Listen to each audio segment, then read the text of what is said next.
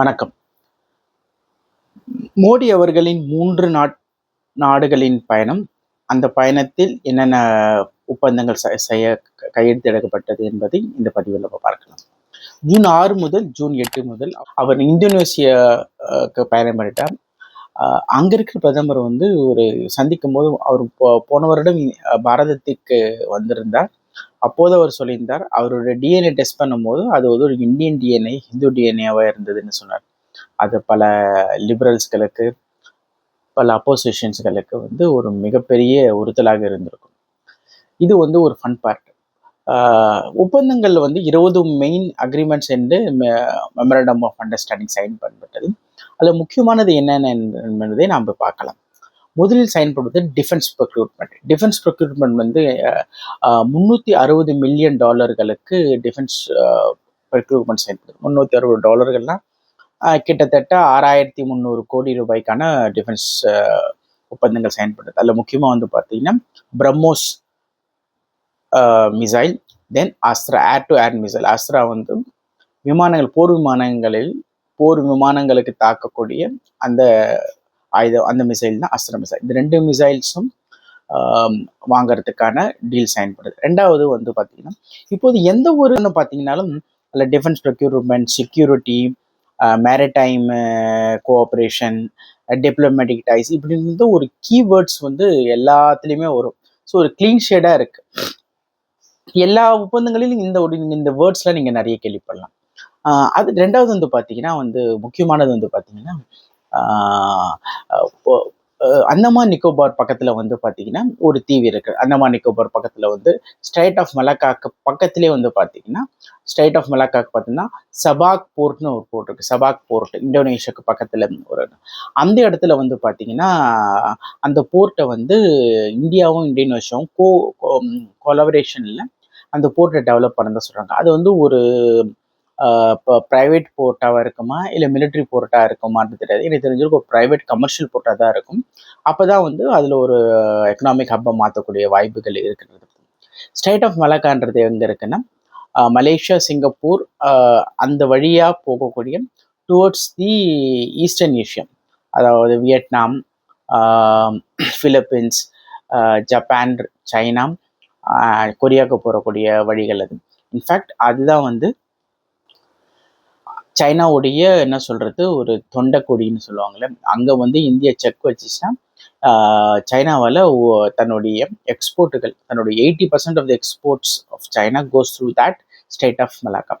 எப்படி இப்போது straight of Hormuz, அதாவது மிடில் ஈஸ்டில் இருக்க ஈரான், சவுதி அரேபியா, யூஏ பக்கத்தில் இருக்கிற அந்த கடல் பறவை ஸ்ட்ரைட் ஆஃப் ஹார்மோன்ஸ் சொல்கிறோமோ, அந்த இடத்துல இப்போ எப்படி ஈரான் அந்த இடத்துல டிராஃபிக்கை பிளாக் பண்ணியிருக்கிறதுனால எப்படி ஆயில் ப்ரைஸஸ்லாம் உலகம் முழுக்க ஏறி இருக்கும், அதே மாதிரி இது ஒரு சைனாக்கு ஒரு மிகப்பெரிய பிரச்சனையாக இருக்கக்கூடியது. இங்கே ஒப்பந்தம் பண்ணியிருக்கிறது போட் கமர்ஷியலாகவும் டிப்ளமேட்டிக்காகவும் செக்யூரிட்டியாகவும் நல்ல ஒரு முடிவு. இது ரெண்டாவது விஷயங்கள் பண்ணியிருக்காங்க. மூன்றாவது பார்த்தீங்கன்னா ரொம்ப கிரிட்டிக்கலான ஒரு விஷயம் என்னன்னு பார்த்தீங்கன்னா கிரிட்டிக்கல் மினரல்ஸ் ரேர் எர்த். எல்லாருக்குமே தெரியும் ரேர் எர்த் இப்போ எல்லா நாட்டிலே இருக்கு. இந்தோனேஷியாவில் அவ்வளோ கிரிட்டிக்கல் மினரல்ஸ் ரேர் எர்த் இல்லைன்னாலும் what ever it is available அது இந்தியா வாங்குறதாகவும், அதுக்கு பதிலாக இந்தியா இந்தியாவோட ஸ்டீல் அத்தாரிட்டி ஆஃப் இந்தியா அங்கே ஒரு பிளான்ட், இந்தோனேஷியாவில் ஒரு பிளான்ட்டை நிரூபிக்கிறதாகவும், அதில் அங்கே மேனுஃபேக்சர் பண்ணுறதாகவும் ஒரு ஒப்பந்தம் செயல்படுது. அதாவது கொடுக்கல் வாங்கலுக்கான ஒப்பந்தம் செயல்பட்டுருக்கும். இது எல்லாத்துக்கும் மேலே 2 முக்கியமான விஷயங்கள் சைன் ஆகிருக்கு. ஒன்று பார்த்தீங்கன்னா டிஜிட்டல் இந்திய டிஜிட்டல் இன்ஃப்ராஸ்ட்ரக்சர் எந்த அளவுக்கு உலக தலை சிறந்ததாக இருக்கிறதுக்கான ஒரு நல்ல எடுத்துக்காட்டு. இந்தியாவோட யூபிஐ இருக்கு இல்லையா, அந்த யூபிஐ இந்தோனேஷியா யூஸ் பண்ணுறதா சொல்லியிருக்கு. ஏற்கனவே பல முக்கியமான நாடுகள், பல நாடுகள் யூபிஐ யூஸ் பண்ணாங்க. முதல்ல யூஏ யூஸ் பண்ணது, பிரான்ஸு, ஓமன் யூஸ் பண்ணுறாங்க, சிங்கப்பூரில் யூஸ் பண்ணுறாங்க. ஸோ இந்தோனேஷியாவில் யூபிஐ யூஸ் பண்ணுறாங்க. ஸோ அவங்க நம்மளோட டெக்னாலஜியை ஹையர் பண்ணுறாங்க. இதனால என்ன ஆகுதுன்னா இந்த மாஸ்டர் கார்டு, விசா போன்ற அமெரிக்கன் கார்ட்ஸோடைய ஆதிக்கம் இந்த ரீஜனில் குறையும் யூபிஐயில். ஸோ இது ஒரு அமெரிக்கா சர்வாதிகாரத்துக்கு, ஒரு அமெரிக்காவுடைய டீப் ஸ்டேட்டுக்கும் ஒரு மிகப்பெரிய ஒரு சவுக்கடி. ஈவன் தோ இந்தோனேஷியாவில் வந்து it's not such an tourist friendly tourist ஹப்பாக இல்லை, லைக் தாய்லாண்டு, வியட்நாம் மாதிரி, ஒரு மலேசியா மாதிரி ஒரு டூரிஸ்ட் ஹப்பாக இல்லைனாலும், but what ever tourism comes அங்கே ஒரு மார்க்கெட் நம்ம பிடிச்சோம். இப்போ இல்லைனாலும் மேபி ஆஃப்டர் 5 years ஒரு டெக்கே அந்த மார்க்கெட் முழுக்க நம்ம எடுக்கலாம். ரெண்டாவது பார்த்தீங்கன்னா எலக்ட்ரோனியல் கனெக்டிவிட்டி, அதாவது நம்ம வந்து இவிஎம் சொல்கிறோம் இல்லையா, எலக்ட்ரானிக் ஓட்டிங் மிஷின், அதை வந்து இந்தோனேஷியா கேட்டிருக்காங்க. நீங்கள் அந்த யூஸ் பண்ணுற மிஷின் எங்களுக்கு கொடுங்க, எங்களோட நாட்டிலேயே நாங்கள் இனிமேல் ஓட்டு பதிவு பண்ணும்போது நாங்கள் அந்த மிஷினை யூஸ் பண்ணுறோம். ஏன்னா எங்கள் ஓட்டு வந்து இந்தோனேஷியா வந்து பார்த்தீங்கன்னா ஒன் ஆஃப் த இன்ஃபேக்ட் அது வந்து தான் வேர்ல்டுலேயே largest Muslim populate country. Around 30 crores people இருக்காங்க பாப்புலேஷன். அங்கே வந்து ஓட்டு எண்ணி போட்டு அது எண்ணி முடிக்கிறது பல நாட்களாக, ரிசல்ட் வருது பல நாட்களாக. ஈவினிங்லாம் சொல்ல தெரியல, காலையில் ஆரம்பிச்சா ஈவினிங் மத்தியானத்துக்குள்ளே ஆல்மோஸ்ட் ரிசல்ட் வந்துடும். டோட்டல் கன்ஃபார்ம்ட் ரிசல்ட்டு கண்டிப்பாக நைட்டுக்குள்ளே வந்துடுது. ஸோ வித்தின் 12 hours வரதுனால இன்ஃபேக்ட் நம்மளது வந்து அவங்களோட அதிகமான வந்து ஓட்டர்ஸ் இருக்கக்கூடிய ஒரு நாடு. ஸோ அது கேட்டிருக்காங்க. இது வந்து நம்ம நாட்டில் இவிஎம் ஹேக் செய்யலாம், நம்ம நாட்டில் இஎம்எம் மூலமாக பிஜேபி ஜெயிக்குது அப்படின்னு சொல்லக்கூடிய எல்லா அப்போசிஷன்ஸ்க்கும், இந்த லிபரல்ஸ்களுக்கும், ஜிஹாதி ஃபண்டமெண்டலிஸ்ட்டுக்கும், மிஷினரிஸுக்கும் இது வந்து ஒரு செம்ம சவுக்கடி, எஸ்பெஷலி ஃபார் ஜிஹாதிஸ். ஏன்னா இது கேட்டது வந்து வேற எதுவும் நாடும் கிடையாது, உலகத்தின் மிகப்பெரிய முஸ்லீம் பாப்புலேஷன் உள்ள நாடு வந்து கேட்டிருக்கு. ஸோ என்னை பொறுத்த வரைக்கும் இந்த பயணத்தில் மோடி அவர்களுக்கு வந்து மிகப்பெரிய வெற்றி நான் நினைக்கிறது வந்து இந்த 2 விஷயம் தான். நம்மளுடைய டிஃபென்ஸ் டெக்னாலஜி வாங்கியிருக்கிறது, நம்மளுடைய டிஜிட்டல் டெக்னாலஜி இன்ஃப்ராஸ்ட்ரக்சர் வாங்கிறது, நம்மளுடைய எலக்ட்ரோனியல் டெக்னாலஜியை அவங்க அடாப்ட் பண்ணுற சொல்கிறது. 3 வந்து மிகப்பெரிய வெற்றி மோடி அவர்களுக்கும் இந்தியாவின் மேக் இன் இந்தியா ஆத்மநிர்பர் பாரத்துக்கான வெற்றி.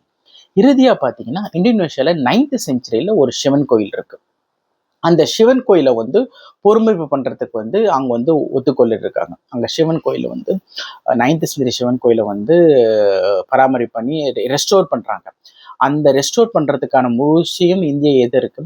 அது 2028 வந்து அது 2 வருஷத்துக்கு கண்டு 24 25 மாதங்கள் ஆகும்னு சொல்லியிருக்காங்க. 25-23 மாதங்கள் ஆகணும். அதை ரெஸ்டோர் பண்ணி அது கொடை பூஜை நடந்துச்சு, கும்பாபிஷேகம் நடக்கும். அப்போ வந்து மோடி அவர்கள் அவரே சொல்லியிருக்காரு, அந்த கோயிலை விசிட் பண்ணும்போது அந்த கோயிலுக்கு கும்பாபிஷேகம் நான் கண்டிப்பாக வருவேன்னு சொல்லியிருக்காரு. ஸோ இது வந்து ஒரு மிகப்பெரிய cultural and people to people connect, Indonesian பீப்புளுக்கும் இந்தியன் பீப்புளுக்கும் ஒரு கனெக்டை ஏற்படுத்தும். இதில் வந்து ஒரு விஷயம் நல்லா தெரியுது, அதாவது உண்மையான முஸ்லீம்களுக்கு வந்து இந்துக்கள் மேலே எந்த கோபமும் கிடையாது. They also know that their DNA, their forefathers, அவங்க எல்லாருமே ஹிந்து தான்றதுக்கான ஒரு நல்ல உதாரணம். இந்த பயணத்தில் மோடி அவர்களுக்கு வந்து ஒரு 3 நாட்களில் 3 பொன்னான விஷயங்கள் அவர் அடைஞ்சிருக்காரு. இந்த 3 நாட்கள் பயணம் முடிஞ்ச பிறகு மோடி அவர்கள் இன்னொரு முக்கியமான விஷயம் அக்ரிகல்ச்சரில் நம்ம பண்ணியிருக்கோம். என்னன்னு கேட்டிங்கன்னா, இந்தோனேஷியா வந்து இந்தியா கிட்ட இருந்து 100 tons ஆஃப் வீட்டு வந்து கேட்டிருக்காங்க. 100 tons ஆஃப் வீட்டு வந்து எக்ஸ்போர்ட்டுக்கான எக்ஸ்போர்ட்டுக்கான கேட்டிருக்காங்க. ஸோ அக்ரிகல்ச்சர்லேயும் ஒரு நல்ல ஒரு முன்னேற்றம் பெற்றிருக்கு, எஸ்பெஷலி வீட் வந்து நம்ம வந்து உலகத்தின் 2வது 3வது பெரிய மேனுஃபேக்சர் ப்ரொடக்டிவ் கண்ட்ரியாக இருக்கும். சுகர், வீட், ரைஸ் போன்ற ஆயில்ஸ் போன்ற விஷயங்கள். ஸோ நம்மளுக்கு ஒரு இன்னொரு பெரிய மார்க்கெட் கிடைச்சிருக்கிறது வந்து நம்மளுக்கு ஒரு நல்ல ஒரு நம்மளுடைய விவசாயிகளுக்கும் எக்ஸ்போர்ட்டுக்கும் ஒரு நல்ல விஷயம். இதுக்கு அடுத்தது வந்து மோடி அவர்கள் வந்து பார்த்தீங்கன்னா 8-9 வந்து ஆஸ்திரேலியாவுக்கு பயணித்தார். 8 to 10 வரைக்கும் ஆஸ்திரேலியாவில் வந்து அவர் பயணித்தார். ஆஸ்திரேலியாவில் வந்து அதே மாதிரி வந்து பார்த்தீங்கன்னா 16 முக்கியமான டீல்கள், அக்ரிமெண்ட்ஸ் எம்ஓ சைன் பண்ணுது. ஆஸ் யூஷுவல் டிஃபென்ஸில் சைன் பண்ணியிருக்காங்க, மேரிடைமில் சைன் பண்ணியிருக்காங்க, சப்ளைஸ் செயினில் சைன் பண்ணியிருக்காங்க, பீப்புள் டு பீப்புள் டிப்ளமேட்டிக், இந்த க்ளீன் ஷேடான ஒரு டிப்ளமேட்டிக் ஆன விஷயங்களில் சைன் பண்ணதில் ரொம்ப முக்கியமானது வந்து நான் நினைக்கிறது சைன் பண்ணது வந்து பார்த்தீங்கன்னா வந்து 2 முக்கியமான விஷயம். ஒன்று வந்து பார்த்தீங்கன்னா ரேர் எர்த். இன்ஃபேக்ட் ஆஸ்திரேலியா வந்து one of the country that has large number of rare earth. Rare எர்த்தில் வந்து பார்த்தீங்கன்னா 3 விதமான ரேர் எர்த் இருக்கு. லித்தியனியம், நிக்கில் அண்டு 2 தான் முக்கியமானது, லித்தியனியம் அண்ட் நிக்கில். இது வந்து ரொம்பவும் விலை உயர்ந்த ஒரு ரேர் எர்த்ஸ் பொருள். இப்போ ரேர் எர்த்துன்றோம், இது ரேர் எர்த் லித்தியனியம், நிக்கில்னா சொல்கிறோம். இது எப்படி இருக்கும் அப்படின்றது வந்து ஒரு சாதாரண மனுஷனுக்கு எப்படி புரியுதுன்னா, நீங்கள் அவதார் படம் பார்த்தீங்கன்னா, அவதார் நான் சொல்கிறது 2009 ஃபர்ஸ்ட் பார்ட்டில், அதில் வந்து இங்கே இருக்கிற மனிதர்கள் வந்து ஒரு கிரகத்தில் போய் எடுப்பாங்க இல்லையா, ஒரு கல் மாதிரி எடுப்பாங்க இல்லையா, அதுதான் சம்திங் லைக் தட். அதுதான் வந்து ஒரு ரேர் எர்த். அந்த ரேர் எர்த் மூலமாக தான், அந்த ஒரு ரேர் எர்த் எலிமெண்ட்ஸ் மூலமாக தான், அந்த மினரல்ஸ் மூலமாக தான் இன்னைக்கு வந்து எல்லாமே செய்யப்படுது. ஃப்ரம் மொபைல்ல இருந்து நீங்கள் யூஸ் பண்ண எலக்ட்ரானிக் டிவைஸ் எதுவாக, காரு எதுவாக இருந்தாலும் அதில் வந்து வந்து பார்த்தீங்கன்னா ரேர் எர்த் தேவைப்படுது. அது வந்து அத்தியாவசிய பொருளாக இருக்குது. எப்படி செமிகண்டக்டர் சிப் மாதிரி ரேர் எர்த் ரொம்ப முக்கியமான ஒரு விஷயமா இருக்குது. அதை வந்து இந்தியாவுக்கு வந்து தடையில்லா ஏற்றுமதி பண்ணுறதா அக்ரிமெண்ட் போட்டிருக்காங்க. இது எல்லாத்தோட முக்கியமானது 1999 யுரேனியம் வந்து ஆஸ்திரேலியா வந்து இந்தியா கொடுக்க 99க்கு அப்புறம் இப்போதான் 2026 கிட்டத்தட்ட 27 வருஷத்துக்கு அப்புறம் அந்த தடைய பேனை எடுத்து அன்லிமிட்டெட் யுரேனியம் வந்து சப்ளை பண்ணுறதா சொல்லியிருக்காங்க. அண்ட் அஃப்கோர்ஸ் அவங்க வந்து சொல்லியிருக்காங்க, இது வந்து நீங்கள் வந்து சிவிலியன் யூஸ்க்காக தான் யூஸ் பண்ணணும்னு சொல்லியிருக்காங்க. இந்தியா சொல்லி ஆமாம் நாங்கள் சிவிலியன் யூஸ் தான் யூஸ் பண்ணுவோம் அப்படின்னு சொல்லியிருக்காங்க. இப்போ வந்து எதுக்குன்னா இந்த நியூக்ளியர்